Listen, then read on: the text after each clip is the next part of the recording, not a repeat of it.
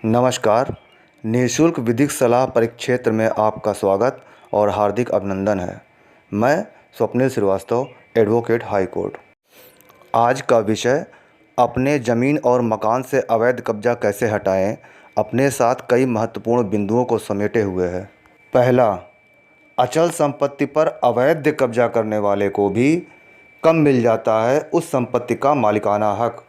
दूसरा, क्या 12 वर्ष बाद भी संपत्ति का मालिकाना हक वापस मिल सकता है। और तीसरा, वेरी इंपॉर्टेंट, एडवर्स पोजेशन, प्रतिकूल कब्जा क्या है। आपकी इच्छा के विरुद्ध आपके अचल संपत्ति पर कोई व्यक्ति कब्जा कर ले या कब्जा कर ले और आपको पता ही ना हो, दोनों ही अवैध कब्जा, इल्लीगल पोजेशन कहलाते हैं। आपके अचल संपत्ति पर किसी ने आपकी इच्छा के विरुद्ध फोर्सली कब्ज़ा कर ही लिया तो आप सबसे पहले संबंधित थाने में जाएं, कब्ज़ा करने वाले व्यक्ति के खिलाफ एफआईआर दर्ज कराएं। विलंब करने पर लिमिटेशन एक्ट 1963 आपके लिए अवरोध पैदा कर सकता है। लिमिटेशन एक्ट कहता है कि निजी अचल संपत्ति पर किसी व्यक्ति का 12 साल तक का अवैध कब्जा और सरकारी संपत्ति पर 30 साल तक का अवैध कब्जा उस व्यक्ति को उस संपत्ति का मालिकाना हक प्रदान करता है। मालिकाना हक मीन्स टाइटल राइट।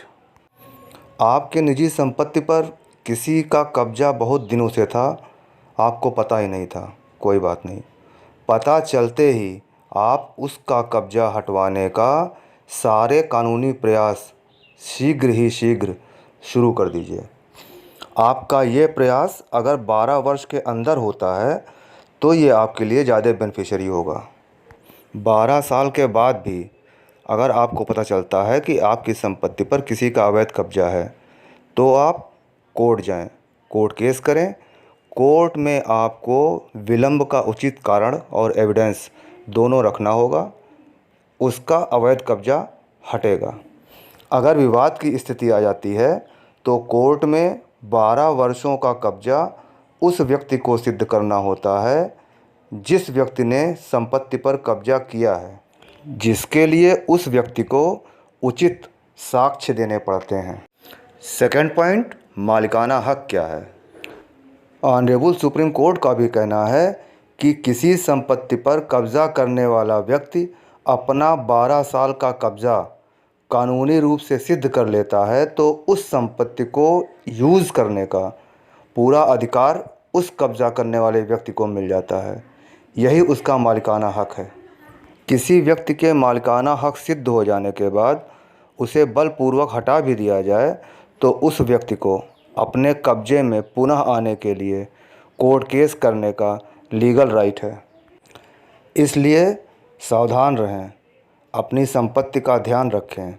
अगर आपकी संपत्ति का मालिकाना हक किसी को मिल गया तो उस संपत्ति के मालिक आप भले ही रहें, उसका उपयोग वही करेगा जिसे मालिकाना हक मिल चुका है, और वो तब तक करेगा जब तक आप वैधानिक तरीके से उसका कब्जा हटवा नहीं देते। अब बारी एडवर्स पोजेशन की। किसी भी संपत्ति पर किसी भी व्यक्ति का 12 साल से ऊपर का कब्जा ही एडवर्स पोजेशन या प्रतिकूल कब्जा कहलाता है। 12 साल बाद भी यह प्रतिकूल कब्जा हटाना आसान है अगर पहले कभी भी आप कब्जा करने वाले व्यक्ति के खिलाफ कोई एफआईआर किए हों या कब्ज़ा हटाने के लिए उसे कोई लीगल नोटिस दिया हो। अगर कब्जा करने वाले व्यक्ति के पास कब्ज़े के 12 साल पूरा हो जाने का कोई एविडेंस नहीं है तो फिर उसका यह कब्ज़ा एडवर्स पोजेशन नहीं होता। ऐसी स्थिति में उसका यह कब्ज़ा हटवाना बेहद आसान है, क्योंकि लीगली एडवर्स पोजेशन जब प्रूव हो जाता है तभी मालिकाना हक मिलता है, और मालिकाना हक मिलने के बाद ही किसी का कब्ज़ा हटाना मुश्किल हो जाता है।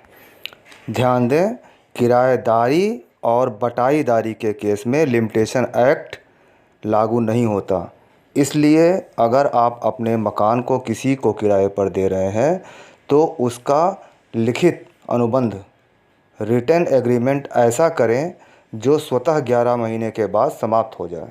संपत्ति को बटाई पर देना हो तो यही एग्रीमेंट कम से कम 100 रुपये के स्टैम्प पेपर पर करें, जिसमें यह शर्त हो कि संपत्ति को बटाई पर लेने वाला व्यक्ति संपत्ति के उपयोग के बदले आपको निश्चित धनराशि या अनाज या फिर दोनों देगा।